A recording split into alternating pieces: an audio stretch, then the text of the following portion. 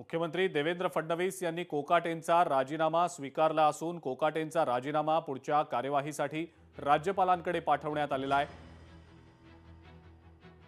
आणि आता राज्यपाल हा राजीनामा मुख्यमंत्र्यांच्या शिफारशीनुसार स्वीकारतील। त्यानंतर पुढे नेमकी काय कार्यवाही होते हे देखील पाहणं महत्त्वाचं असेल।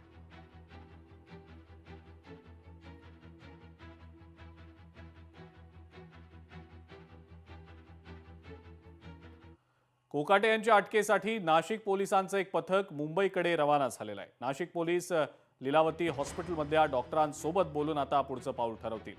कोकाटे यांच्या तब्येतीमध्ये जर सुधारणा नसेल तर कोकाटेंवर लक्ष ठेवण्यासाठी हॉस्पिटलमध्ये पोलिसांची नियुक्ती केली जाण्याची शक्यता आहे।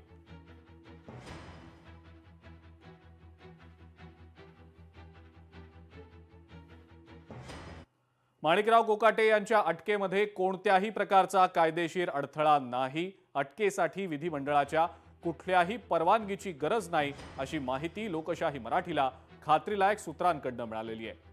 कोकाटेंच्या अटकेची माहिती पोलीस विधिमंडळाला अवगत करणार आणि त्यानंतर या संदर्भातली पुढची कार्यवाही अत्यंत प्रभावीपणे आणि सुरळीतपणे करता येऊ शकते। कोकाटे सध्या लीलावती हॉस्पिटलमध्ये दाखल असल्याने पोलिसांसमोर वैद्यकीय अडचण मात्र कायम असेल।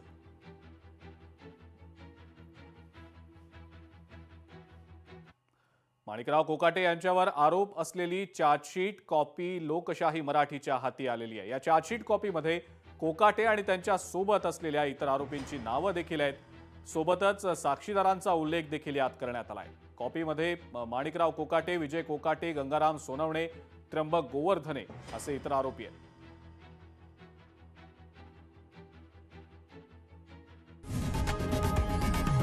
लोकशाही मराठी ऐका, पहा, जागरूक रहा।